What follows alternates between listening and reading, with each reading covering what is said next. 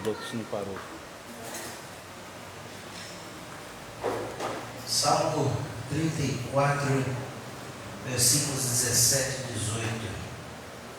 Quem já achou, diga amém. Amém. Vou deixar mais perto hoje, tá ligado? Deixa um pouquinho mais perto, meio de ladinho aqui. Ó. Isso. Vou pegar os companheiros aqui junto. Vai ficar bonito aqui hoje. 3 negão cheio de reis aqui. Cabeludo eu estou mesmo. Você eu estou até estranhando. Hoje, 34, versículos 17 e 18. A Bíblia diz assim: os justos clamam e o Senhor os ouve e os livra de todas as suas angústias. Perto está o Senhor dos que têm o coração quebrantado e salva os contritos de espírito. Amém? Pastor Alex, faça mais essa oração aqui, por favor, quando nós vamos entrar pela palavra. Deixa aberto aí também, irmãos, no primeiro livro de Reis, dos Reis, primeiro livro dos Reis, no capítulo 19. Senhor e eterno Deus que estás nos céus, Pai querido, Deus glorioso, Senhor de toda a terra, Criador de toda a terra, Pai amado, nós te louvamos, Pai. Agradecemos a Ti, Senhor Deus, por esse momento, Senhor Deus, de aprendizado que o Senhor nos proporciona, Pai. Pai querido e glorioso, vem falar aos nossos corações nesta noite, Senhor, em nome do Senhor Jesus, Pai. Abençoa cada irmão, cada irmã que está aqui, Pai, com a Tua palavra, Senhor Deus, com a Tua unção, com a Tua sabedoria, Pai, em nome de Jesus. Amém, Senhor. Muito bem, podem se assentar, meus irmãos. Deus abençoe a todos. Glória a Jesus. Nas nossas orações vamos apresentar o Luciano diácono da igreja. Tomou a vacina, é isso, né, irmã Sueli? E já está 2 dias com reação, né? Também a irmã Sueli também esteve ruim esses dias atrás, aí no domingo, né? Graças a Deus já está bem. O pastor Daniel não está aqui hoje, foi ministrar fora. Oi? Que vacina que ele tomou, mano? A da gripe. Vacina da gripe. Irmãos, eu trago um assunto nessa noite simples. E como eu tenho bastante tempo ainda, eu vou procurar, quem sabe Deus nos dando graça, terminar uns 15 minutos mais cedo aí, né? 15 ou 10, para a gente ter tempo de passar na pastelaria ainda. Glória a Deus. Irmãos, qual é o assunto que eu trago hoje? Eu quero falar um pouquinho, bem superficialmente, sobre uma síndrome chamada síndrome de burnout. Burnout. Eu não sou psicanalista, nem nenhum profissional da área, nem profissional da saúde, mas como servo de Deus a gente tem que abordar algumas coisas. Irmãos, antes da gente falar um pouquinho sobre essa síndrome e se ela tem a ver conosco, com a igreja, vamos analisar alguns detalhes. A gente está vivendo um tempo, irmãos, em que a gente está vendo, ô Carlos, não precisa ficar aí fora não, pode vir mais para cá, senta aqui por perto, só bate os olhos aí de vez em quando, deixa o portão um pouquinho mais fechado, se alguém for entrar eu vejo daqui. Eu, ou o pastor Alex, ou o pastor Elias. Pode fechar mais. Isso, aí tá bom, para a gente ficar de olho nas nossas criancinhas aqui. E irmão Carlos, que sofreu um acidente, quebrou o dedo, né, irmão Carlos? Está com o dedinho quebrado. Glória a Jesus. Quantos dias de entalada, irmão? 14? Muito bem. Com a mão entalada no dedo. Irmãos, o que eu quero comentar com vocês? A gente tem vivido um tempo, como eu estava falando agora há pouco, que a gente tem visto muita gente cansada. E é interessante, irmãos, que quem exerce funções dentro da igreja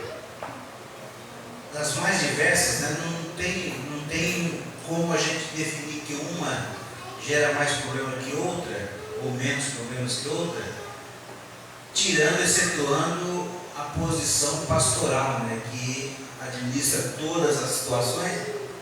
Então, com certeza vai ter consequências sim. Mas, irmãos, exercendo algum trabalho dentro da igreja, você é passível de sofrer dessa síndrome.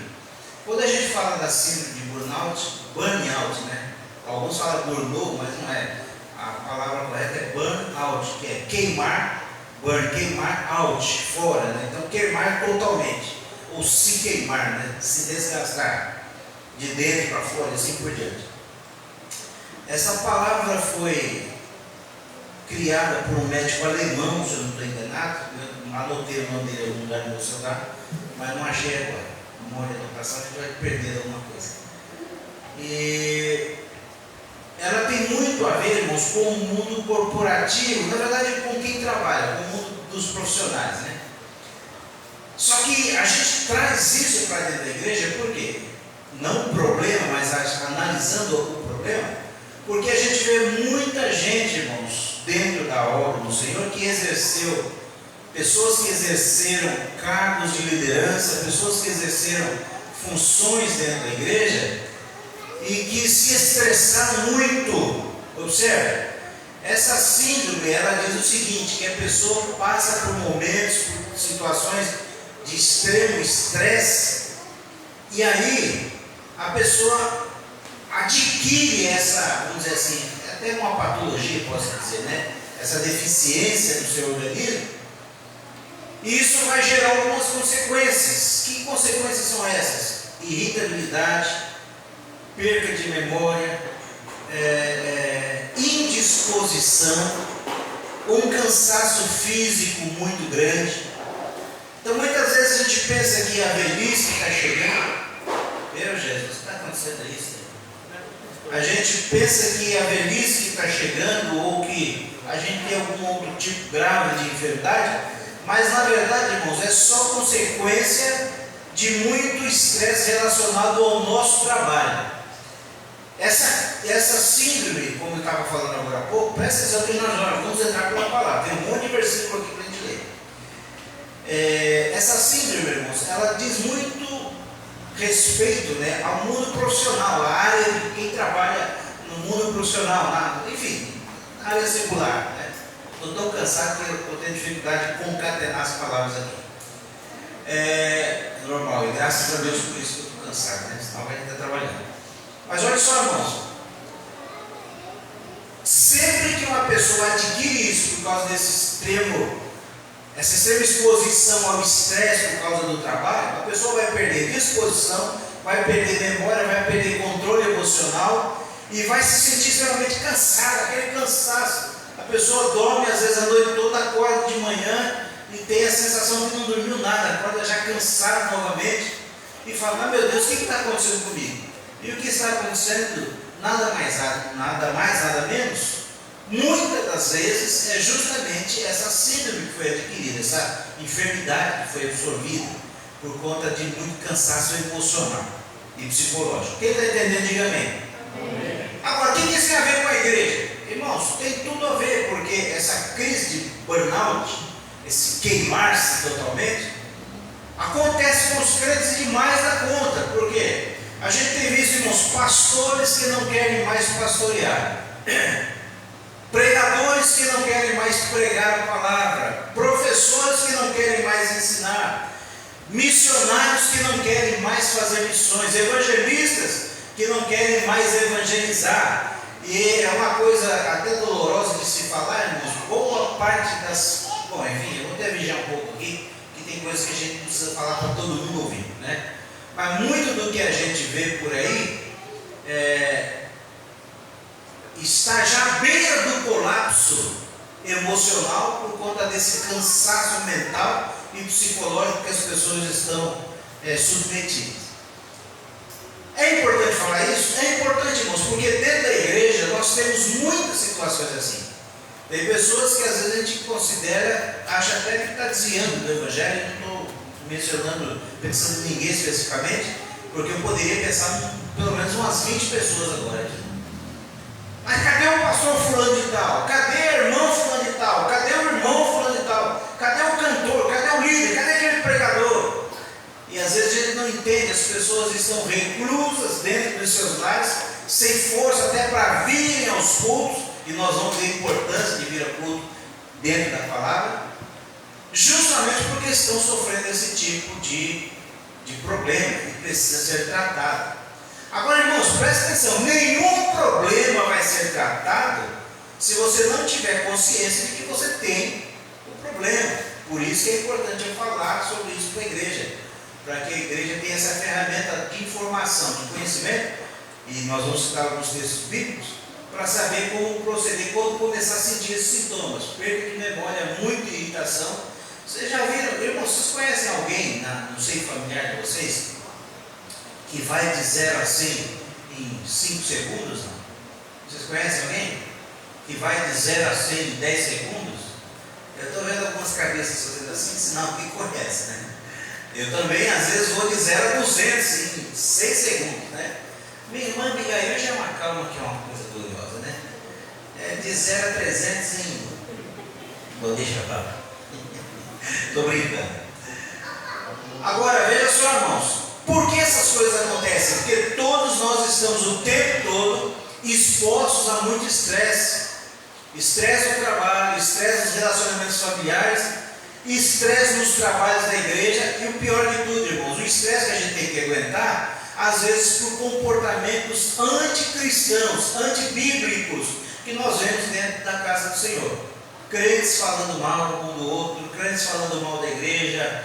Agora há pouco eu estava conversando com a minha esposa e ela falando sobre alguém em um certo lugar, comentando sobre a postura de alguns obreiros que vão na igreja, sabe, em outro lugar, não é nem aqui, em outro lugar, um lugar grande. A postura de pessoas de patente, pessoas de ministério, que vão dentro do templo, mas que não conseguem segurar a boca e falam contra as pessoas estabelecidas por Deus. E quem é estabelecido, irmãos, à frente de um trabalho, à frente de uma missão, não estou falando apenas do púlpito, apenas é uma maneira de falar, né? O púlpito é o ponto mais sobrecarregado, mas qualquer função que você exerça dentro da casa do Senhor, você vai passar por momentos de estresse, sim, principalmente porque vai ter gente falando mal do teu trabalho, não dando conta do teu esforço. Mas a Raquel estava falando esses dias, né? Um coral é um trabalho tão maravilhoso, irmãos.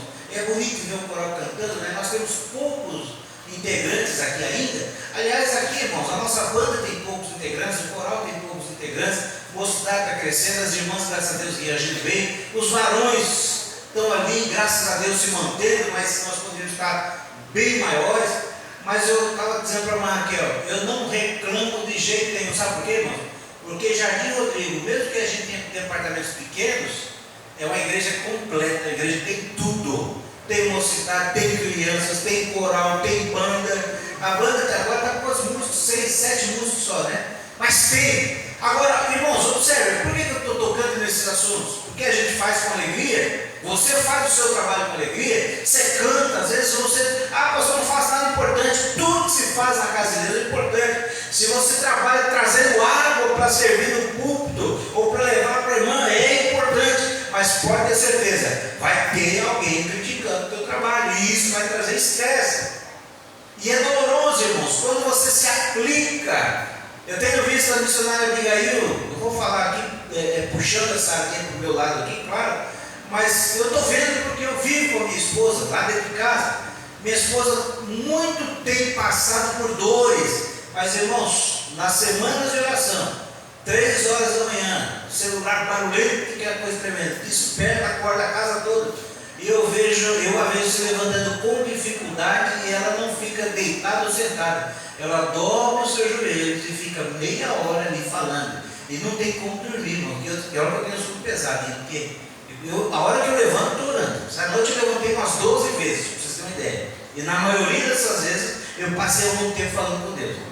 Agora, meia hora em oração. Mas, irmãos, é muito mais fácil nós olharmos para a missionária Abigail e fazermos qualquer tipo de crítica. Eu não estou fazendo apologia a ela, mas usando como exemplo, porque isso vai gerar cansaço emocional. Cansa, irmão.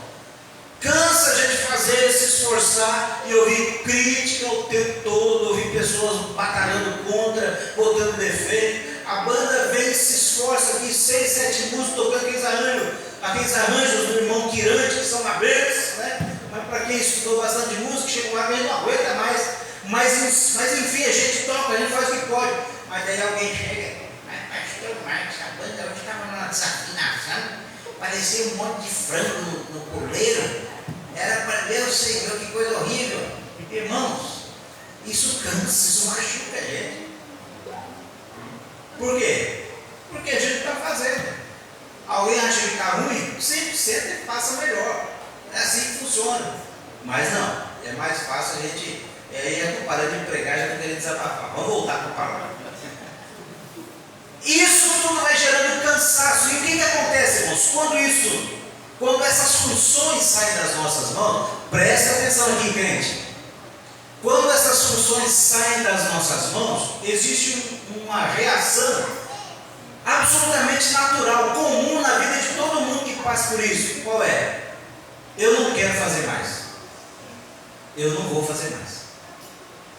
Eu me lembro quando eu vi que ele é solteiro, irmãos, eu, Abigail, Thalita, Eliana bem pequenininhos ainda.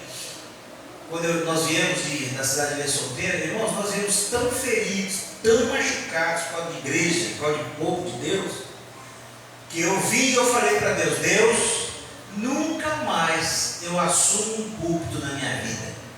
Eu não quero mais. O Senhor não falou nada, o Senhor ficou em silêncio e deixou eu caminhar, irmãos, uns quase 2 anos, né? Quase 2 anos, segurando essa palavra. O meu pastor na época falou 1 ou 2 vezes comigo que precisava de mim para dirigir uma congregação. Eu pulei fora e ele não falou mais.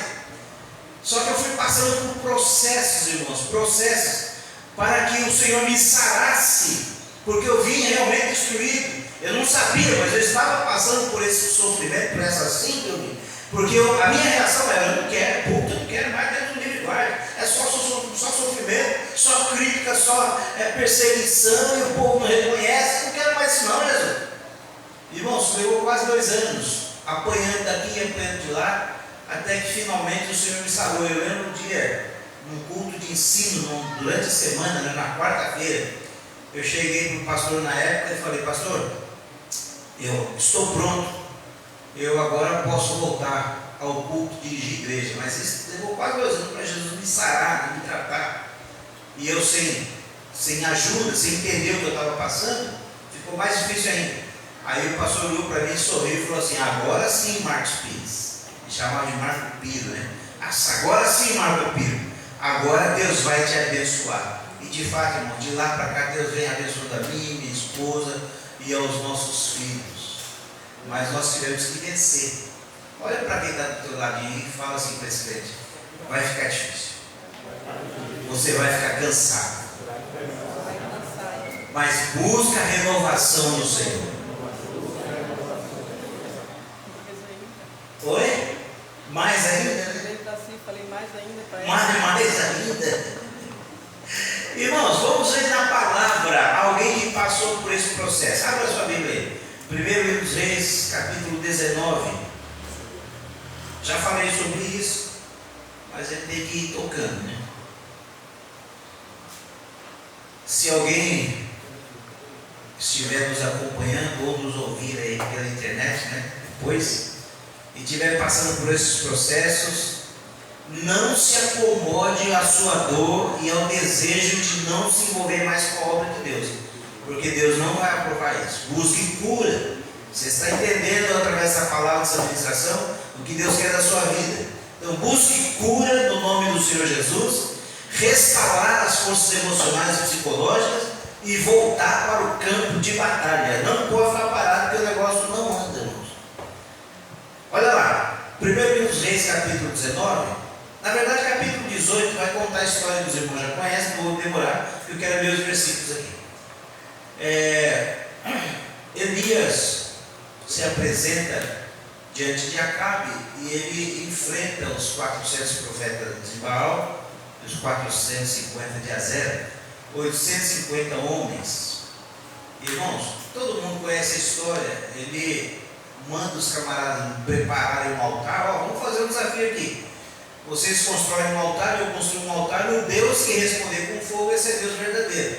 E vocês podem ir primeiro. Olha a confiança daquele homem de Deus, né? Irmãos, porque a gente sabe que no mundo espiritual os demônios são capazes de produzir, se não com engano, são capazes de produzir alguma coisa para levar as pessoas ao engano. A gente tem visto aí, né? Alguns dias atrás eu estava vendo um vídeo, não sei se os irmãos já viram, um pastor falando sobre as obras de feitiçaria que tem lá na África. Tem um boneco lá, irmãos, um negócio, um mato lá, não lembro como chama aquilo, parece uma vassourona de sapê bem grande, né? Eu achava que era uma pessoa que tinha dentro daquilo.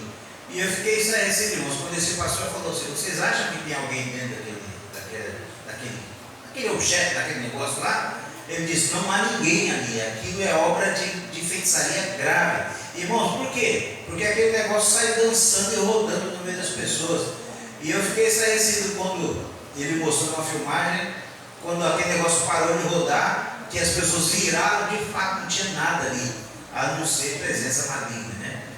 Lá na África, em países da África, os feiticeiros ali conseguem levitar-nos a 30 centímetros, às vezes meio metro, às vezes 1 metro do chão. Feitiçaria. Agora um negócio grave, né? E a gente olha para essas coisas e às vezes fala: não, isso é só coisa que tem na internet. Tem muita coisa acontecendo por aí, irmãos, que a gente não faz nem ideia do que se passa, né? E até perdi um pouco o fio da meada aqui, mas o que eu quero dizer é: a igreja não pode se omitir, não pode parar. E se nós estamos enfermados e com esse pensamento, eu não quero mais, temos que buscar cura no Senhor, e senão o Senhor aperta de algum jeito, até a gente sarar. Eu lembro dos processos que eu passei nesses 2 anos aí para trás. E Elias, irmãos, ele veio e enfrenta, eu esqueci um pouco o que eu estava falando, mas vamos voltar à história. Vem e enfrenta então esses 850 homens, e ele faz esse desafio, e deixa que eles fossem primeiro preparar o altar, e clamaram, se cortaram, e aquele negócio todo, clamaram até quase meio-dia. Quando chegou a hora de Elias, que os deuses daqueles homens não haviam respondido, ele manda arrumar o altar, faz aquela valeta em volta do altar, traz aquilo que mais faltava na época, que era água, né? Vocês lembram que era um período de seca, e ele mandou o povo trazer água e molhar a oferta, molhar o altar e encher a valeta em volta. Irmãos, uma coisa importante também para crente assembleano: nós da Assembleia de Deus precisamos aprender, a abrir nossas mãos para a obra de Deus. Quando se fala em dinheiro, muitas vezes o coração, a gente fala para alguém abrir a mão, mas o coração se fecha na hora. E eu aprendo muito com essas passagens da Bíblia, quando Elias fala o seguinte: ó, gente, reparem o altar, preparem, arrumam o altar aí, arrumaram o altar, fizeram um altar novo, na verdade, ali, colocaram a oferta em cima.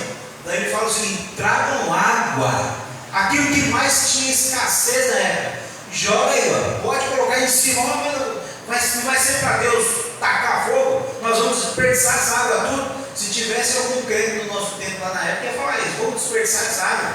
E Elias está falando: traga, porque Deus vai trabalhar de maneira gloriosa. E colocaram a água ali, e aí ele começa a clamar, irmãos, e os irmãos sabem o resto da história. Deus derrama fogo e queima a oferta, o altar, e seca a água que estava em torno do altar.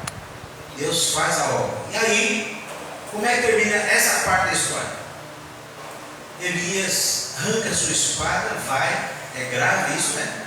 Mas ele faz uma obra ali de fé e de muita coragem. Elimina, é até perigoso falar isso aqui, mas está na Bíblia. Ele elimina 850 homens.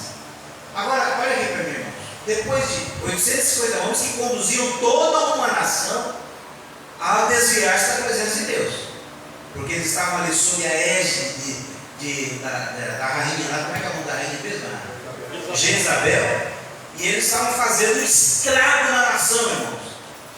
Um estrago tremendo, impetrando idolatria. Aí Elias fala: não, Meu Deus respondeu com fogo e aqui para o trabalho de vocês. Eliminou 850 homens ali. Agora, irmãos, depois de um trabalho desse, de enfrentar, ver aqueles homens oferecendo sacrifício, depois de usar a espada, Elias estava extremamente cansado, fisicamente. Agora imagine o estresse de você ter que pegar e passar o fio da espada, 850 inimigos. Aí chega uma mensagem. A mensagem era justamente de Jezabel. Assim como ele fez a esses homens, eu vou fazer a ele, vou matar esse camarada. Aí eu pergunto para vocês, o que aconteceu com Elias? Vou deixar vocês falarem um pouquinho, senão vocês se cansam. O que acontece com Elias nesse momento? Irmãos, nesse momento ele passa a sofrer essa síndrome que nós estamos citando aqui. A síndrome da queima. Ele se sentia totalmente morto. E presta atenção, crente. Todas as vezes que você se sentir assim, você vai entrar pelo caminho errado. Observe o que ele fez. Está no capítulo 19. Estou correndo aqui para a gente ler os textos bíblicos. Versículo 2 diz assim: então Jezabel mandou o mensageiro Elias a dizer-lhe: assim me façam os deuses, e outro tanto, se disser que amanhã a estas horas não puser a tua vida como um deles. Agora presta atenção no versículo 3.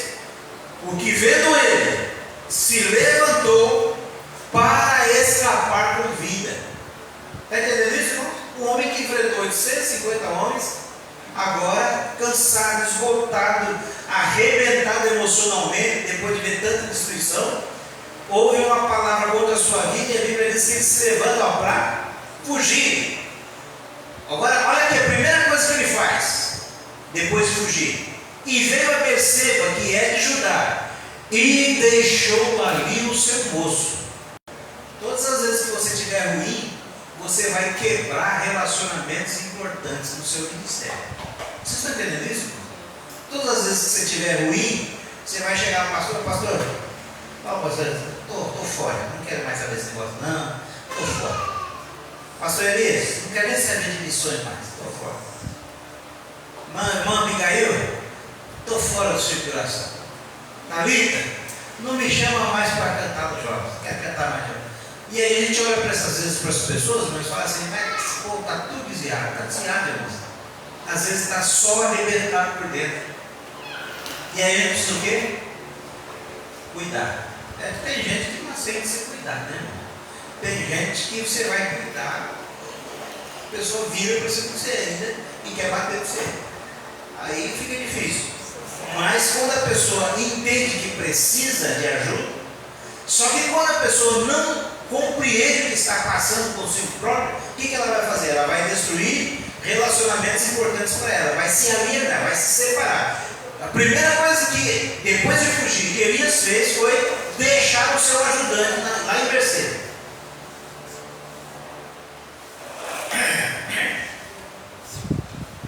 Pega o carrinho do vaso aqui. Vasinho de Jesus. Glória a Deus. Oi? Não, ainda não era Eliseu.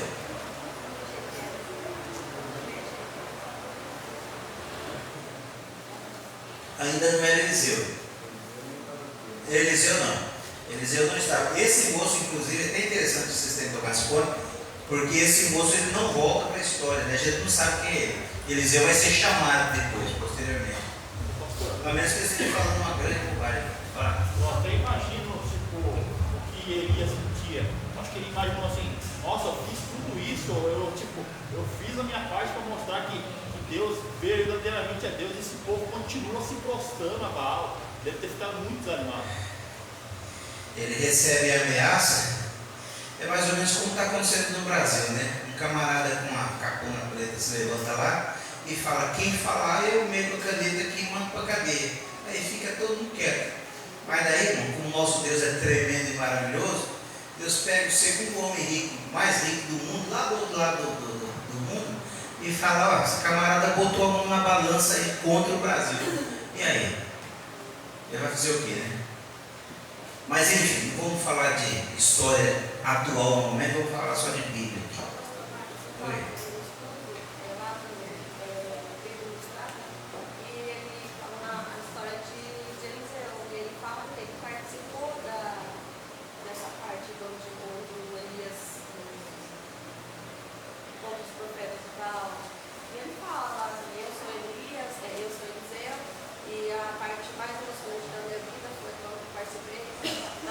É por isso, irmãos, que tem que ter muito cuidado com o que a gente lê e com o que principalmente com o que a gente ouve na internet. Isso aí não foi internet, a irmã Sueli disse que leu. Muitas das coisas que a gente lê, por isso que eu falei, pode ser que eu esteja falando uma bobagem aqui, mas até onde eu conheço essa história, Eliseu não esteve presente nesse momento aí. Eliseu não estava aí. Mas esse moço, pastor, ele faz parte das escolas dos profetas que Elias tinha. perfeitamente. Porém, a história não fala o nome dele. Ele fazia parte da escola, mas não fazia parte. Eliseu só vai aparecer depois que ele desce do monte. Perfeitamente. Muito bem. Pode falar. Vou fazer um comentário em cima do que o pastor Elias falou. Até a importância de a gente não perder a oportunidade, né? Porque no momento da crise, Elias vai para o deserto, deixa o moço dele. Depois, lá na frente, em 2 Reis, capítulo 2, me falha a memória, ele vai falar para Eliseu, né? Fica aqui. Aí Eliseu, não, eu vou com você. E ele faz um teste várias vezes. Muito bem colocado. Olha que ponto bom que vocês juntando aqui nos levaram, né? Eliseu depois realmente vai falar. Quando Elias fala, fica-te aqui, que eu vou até ali. Aí Eliseu fala, não, eu vou junto.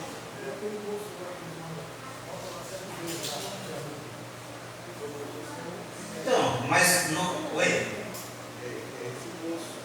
Então, mas não é Eliseu, né? Mas não fala o nome dele. Muito bem. Não é Eliseu. Não é Eliseu. Até onde eu sei, não é Eliseu. Mas fica um ponto aí para os irmãos pesquisar, né, irmãos? Fiquem à vontade para pesquisar. E a irmã Cileide já tem uma leitura aí, ela passa para os irmãos. Mas pesquisem para depois a gente discutir isso aí.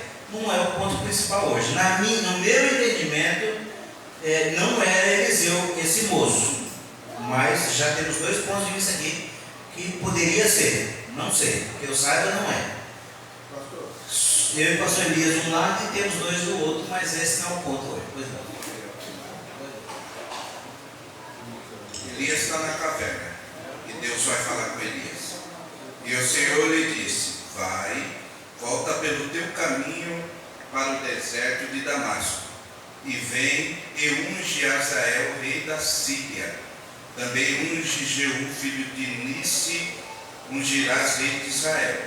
E também Eliseu, filho de Safate de Beolá, ungirás profeta no seu lugar.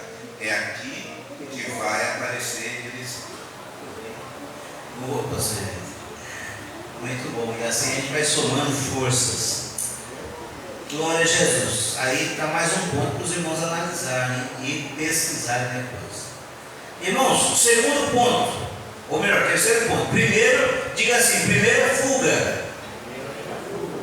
Todas as vezes que você não estiver bem, que essa síndrome dominar a sua alma, primeiro é fuga, vai fugir. Segundo, quebra de relacionamentos. Terceiro, diga assim, isolamento. Vocês perceberam que tem gente boa dentro da igreja, que quando passa por esse processo, essas pessoas se isolam? As pessoas ficam isoladas, não quer vir mais no culto, quer ficar em casa. Vai para o trabalho e volta para casa. Vai para o trabalho e volta para casa. Só que essas pessoas precisam reagir, porque senão vai adoecendo, vai adoecendo. Eu falo que eu já passei por isso, irmão, mais uma vez. Eu já comentei com os irmãos aqui. Eu me lembro uma vez quando eu estava no ministério com o irmão, eu via as cores, eu via tudo como estou vendo aqui, irmãos, mas eu sentia tudo cinza. Eu estava tão ruim, irmão, eu estava passando por um processo, eu estava tão ruim, emocionalmente, psicologicamente, que eu via tudo cinza, literalmente. Eu via as coisas, mas na minha cabeça é como se fosse cinza.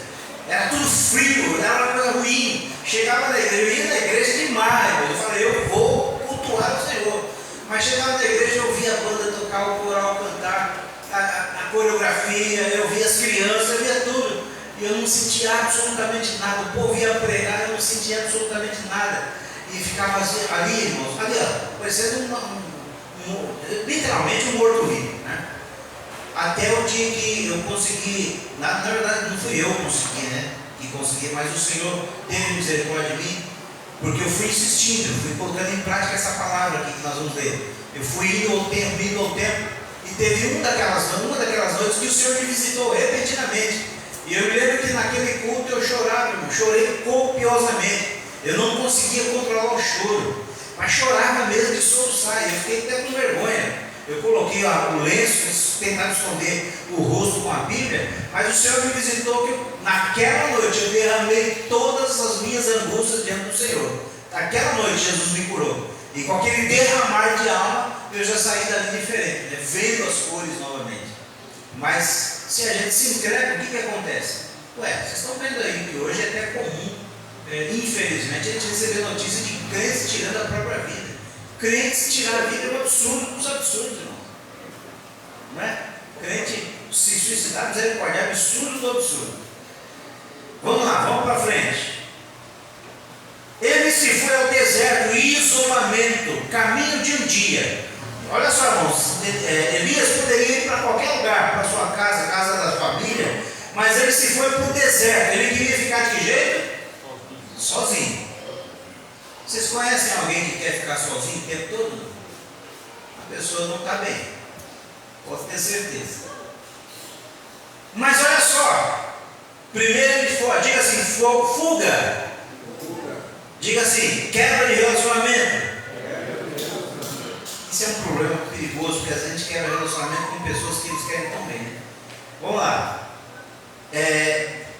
Isolamento. Agora, olha só, quarto ponto. Depois que ele vai para o deserto, ele está lá sozinho, lá no meio do deserto, deixou um outro lugar, vai sozinho para o deserto. A Bíblia diz assim, ó. No versículo 4, ele se assentou debaixo de um zimbro. Esse se assentar significa o que? Sabe o que, irmãos?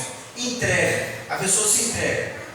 Primeiro foge, depois quebra relacionamento, depois se isola, depois se entrega. Sabe o que é se entregar? Oi? Já vamos chegar nesse ponto. Já deu para mim. Acabou. Não aguento mais. Pastor Marcos, tem um trabalho para você dirigir. Não, cara, não, misericórdia. Sangue de Jesus não tem poder. O que você vai fazer? Vai ficar em casa. Só ficar em casa. Mas, irmãos, todas as vezes que nós passamos por esse caminho, o que vai acontecer? Nós vamos nos entregar, se entregar, como diz a missionária de Caio, né? Entregar, quebrar as forças, deixa ficar sem força. Próximo passo, o pastor Alex já citou. Primeiro ele foge, quebra relacionamento, se isola, se entrega, e o próximo passo qual que é? Pedir a morte.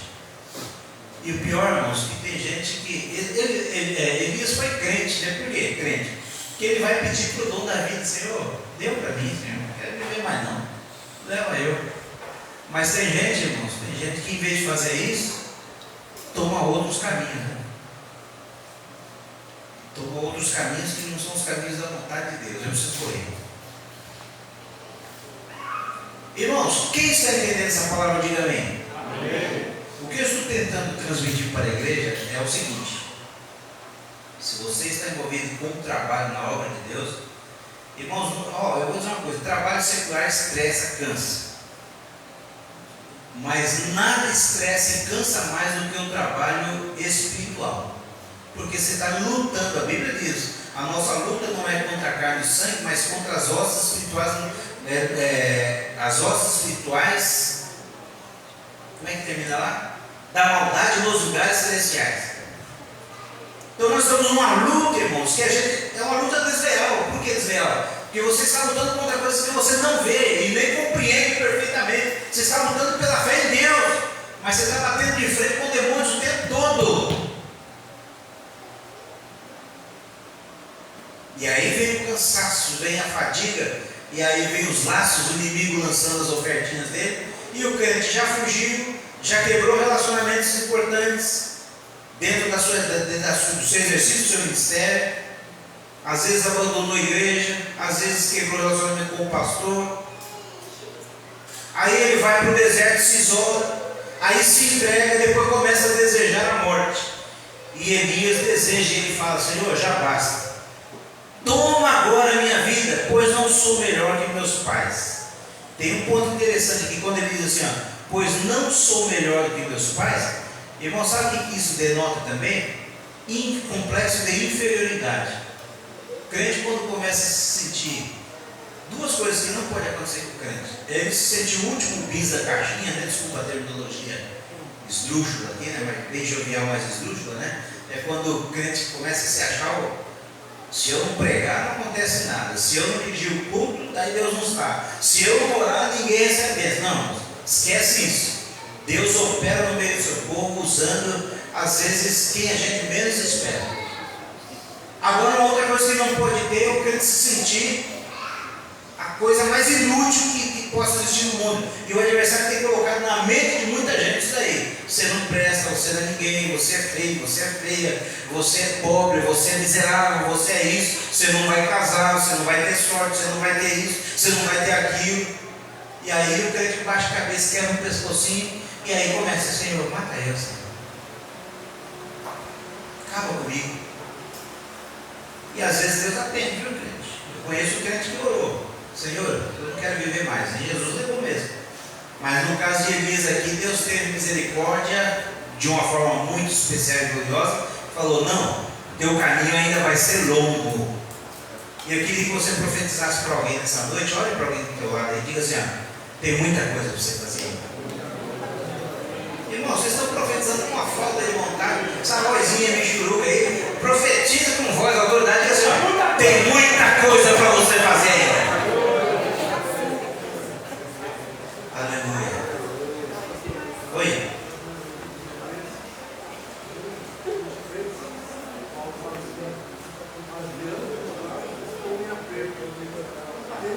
Isso mesmo. O apóstolo Paulo fala assim em Filipenses 1:23: mas de ambos os lados estou em aperto, tendo o desejo de partir e estar com Cristo. Porque isto é ainda muito melhor. De ambos os lados estou em aperto, e tendo o desejo de ir embora, partir, ter o desejo de estar com Cristo é uma coisa, ter desejo de morrer é outra, irmãos. Eu quero morrer, eu quero morrer. Tem gente assim, Jesus me mata. Não, irmãos, o desejo de estar com Cristo eu tenho o tempo todo, mas eu não quero morrer ainda não, porque se eu estou com a mão, tem pouca coisa para apresentar, quero trabalhar mais. Pastor, Oi? o senhor falou que tem pessoas que se acham o último bis da caixinha, mas tem muitas pessoas também que se acham a primeira fatia do pão de forma, né? Que não vale nada.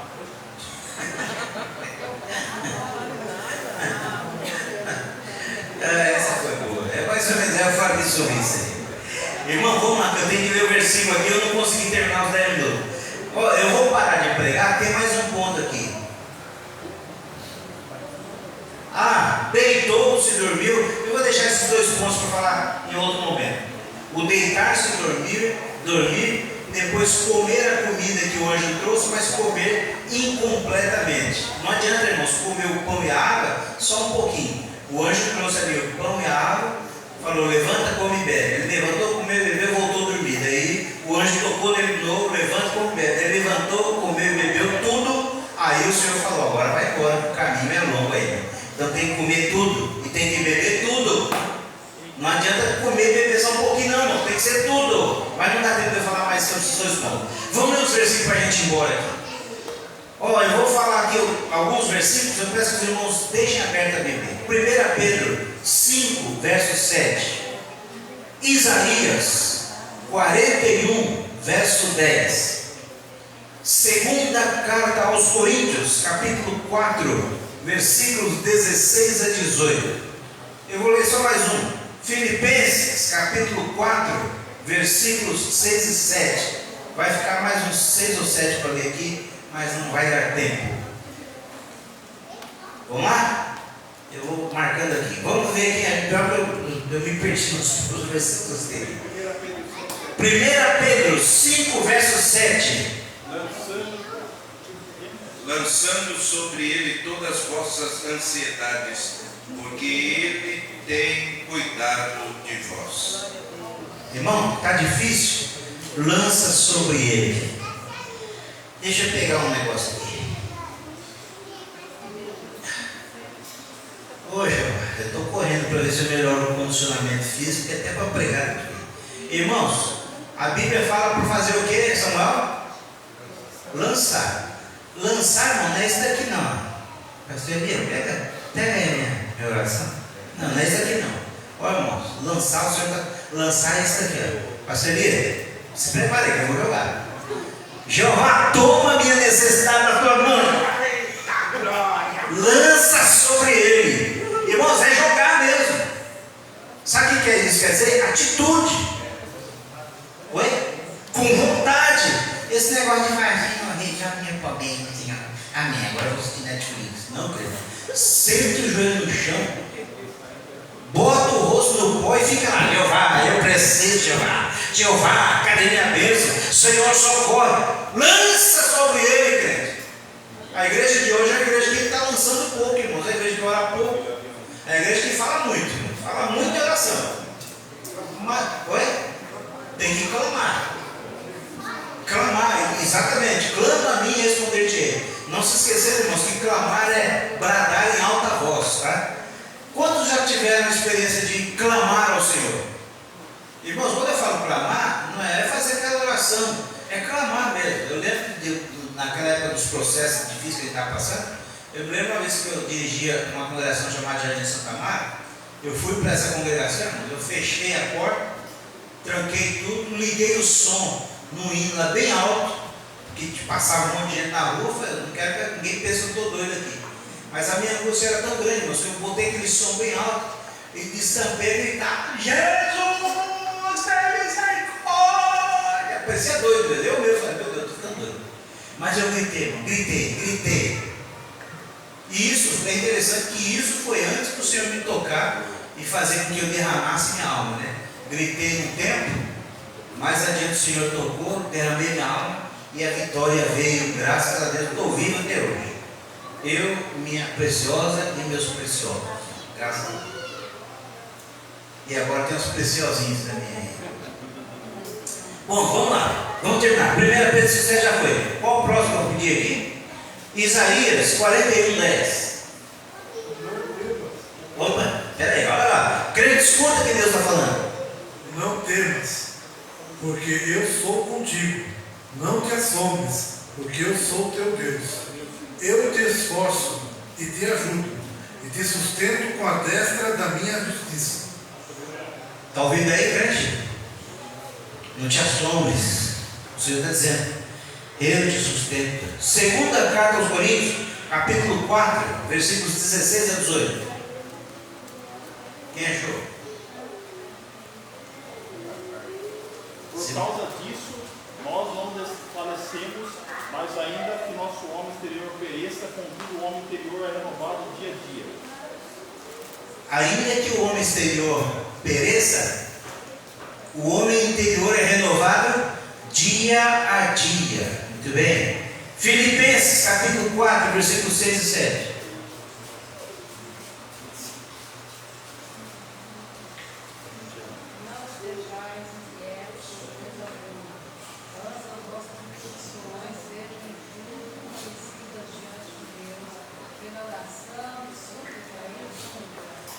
Aí está, o missionário me ganhou que eu vou ler. Não estejais inquietos. Fique inquieto não, crente.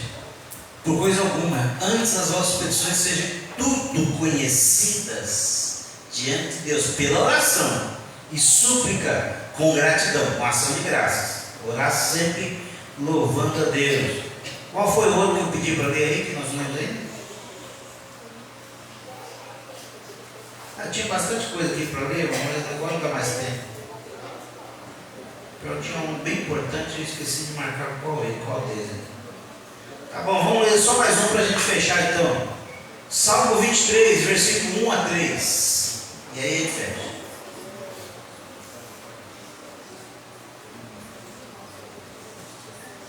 A gente leu o Salmo 34 no começo. Salmo 23, versículos 1 a 3.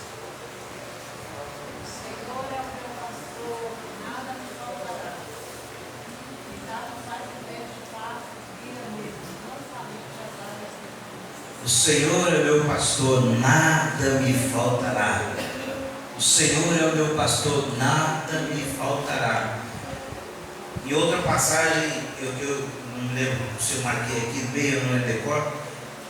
O salmista vai dizer: alegrei-me quando me disseram, vamos à casa do Senhor. Olha que coisa interessante. Alegrei-me quando me disseram, vamos à casa.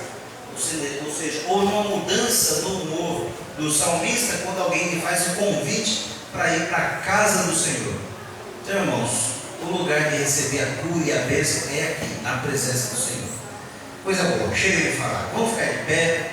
Que Deus abençoe vocês, em nome de Jesus. Espero em Deus que Deus leve a nossa palavra até bem longe. Alcance alguém em algum lugar, para a glória de Deus. Que Deus abençoe você que esteve aqui nessa noite. Estamos em um bom número, glória a Jesus.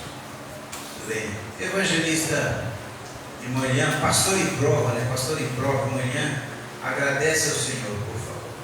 Senhor Deus, muito obrigado, Pai, por esse momento que nós passamos aqui na tua casa, aprendendo um pouco mais da tua palavra. Pai, nós pedimos que essa palavra seja como uma semente plantada em boa terra, Pai, que venha frutificar, crescer.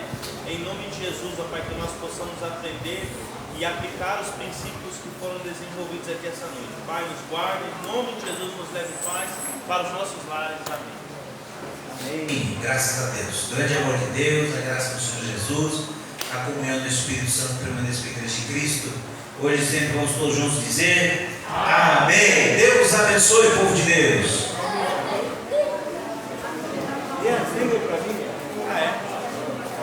Concluir.